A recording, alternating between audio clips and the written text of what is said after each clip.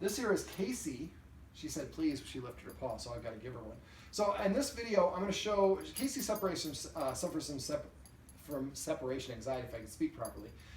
And so in this video, I'm going to show you how to teach a dog to stay, as well as offer you some tips and tricks if you have a dog that suffers from separation anxiety.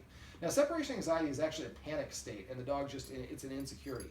So I spent a lot of time earlier in the session going over the importance of rules, rewarding the dog for desired actions and behaviors to help flip the leader-follower dynamic so that she starts to see that humans as being in charge, because a lot of separation anxiety comes from insecurity.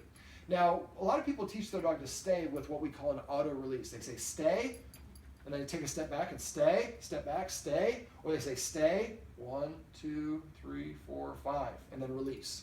And so that confuses the dog into thinking it can release itself because I'm going to stay and then the person's going to call me. So when I teach the stay, I teach it for the 3 Ds. First, for duration. I want the dog to stay for 5 minutes this close. Yes, that's a good high five. We'll give you a high five for that. 5. And remember, anytime you're giving a treat, the dog should hear the command word immediately after the treat goes in their mouth. So what I'm going to do is I'm going to tell her to stay, and we'll practice this until she can stay here for 5 minutes. And you think this is super easy? When one of my dogs, I had to spend 2 weeks doing 1-second stays because he would start offering other behavior because he thought that's why he wasn't getting the treat. Once the dog could stay for 5 minutes, then I started incorporating distance. So I take 1 step away, pause, and I count to 2. Then I come back and give the dog a treat and say the word stay a second time. And then I would take 2 steps away and count to 4. And I'll go through that in a second. Then last D is for distractions, doing it if there's a dog barking on TV or there's a drill going on downstairs or some other things. Not drill for her because she's a little bit fearful of that. All right, can we come a little bit closer? Yes, I thought that might work. All right, sit.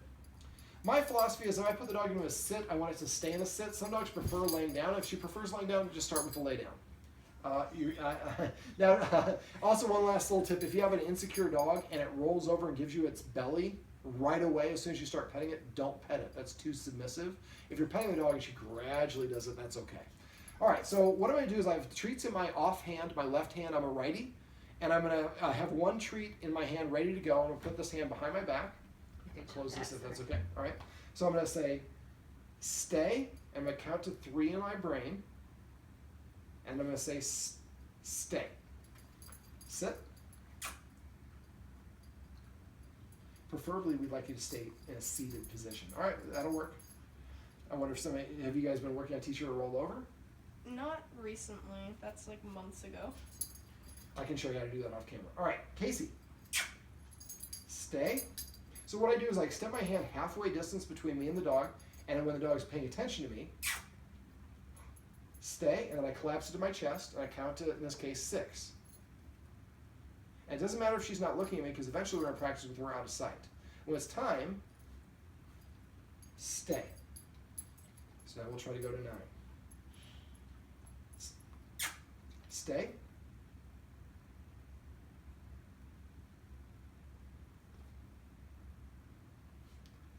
Stay. Now, you're going to practice this, always end on a good one. So if your dog starts getting frustrated or antsy, stop on a good one and then come back and practice it again later. Now, at the end, we want to give a dog a release word.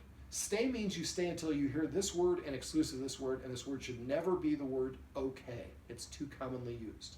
So I'm going to use the word parole for this one. Let's try that again. Parole.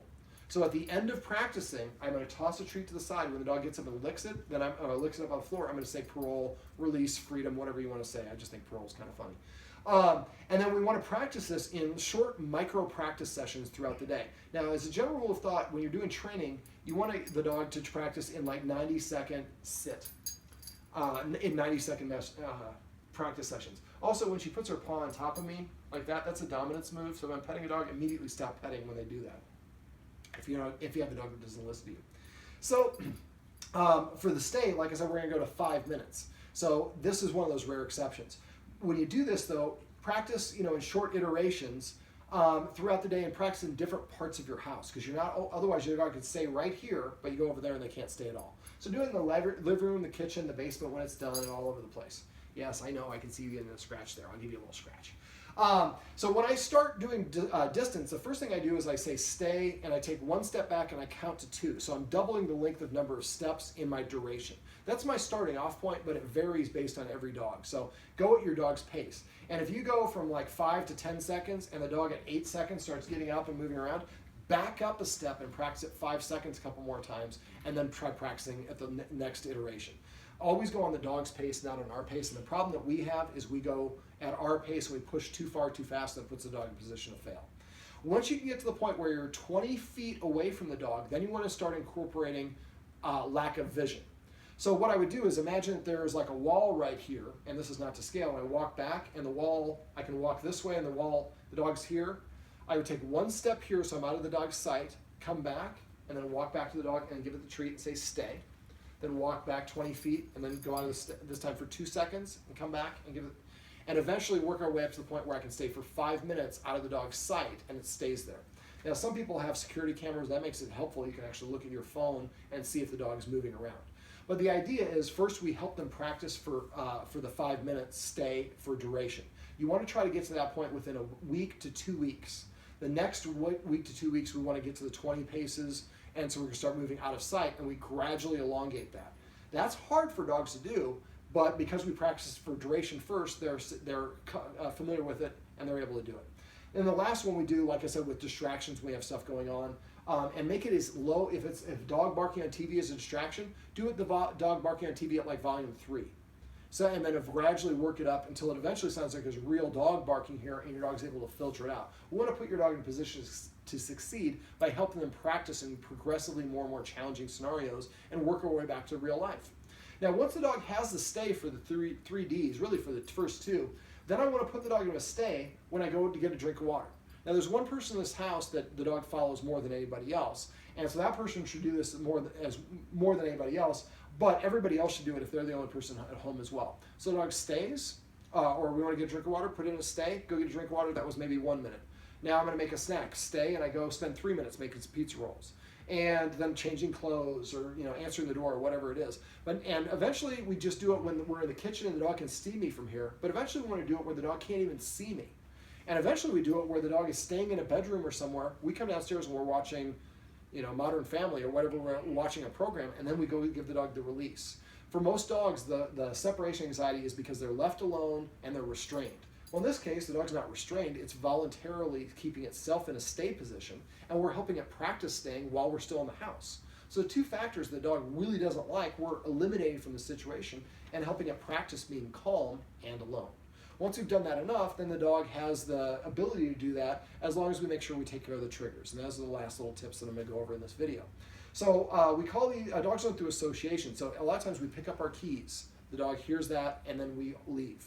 Or we sit down in a certain place and put on our shoes. Or we sit at the edge of the bed and put on our suit. Or we grab our purse or our sunglasses or whatever those things are. The dog sees all those individual steps leading up and knows the conclusion of that means that you're going to be leaving. And it sees these things happening. Each time it happens, the dog gets a little bit more and more worked up, and they're going to be ready to leave. And then by the time you leave, the dog has worked itself into a frenzy. So I was telling the family here, if I have a dog, I've seen people that say, should we take the dog for a W-A-L-K? Because if they say the word walk, the dog goes crazy. Well, I would say walk 1,000 times and break the association. That's the same thing you need to do if your dog has separation anxiety. So if every time I pick this up, the dog knows that we're going for a walk, I would pick it up, put it back down, and then go sit down and watch some TV. Or pick it up, put it down, and wait for the dog to relax, then pick it up again.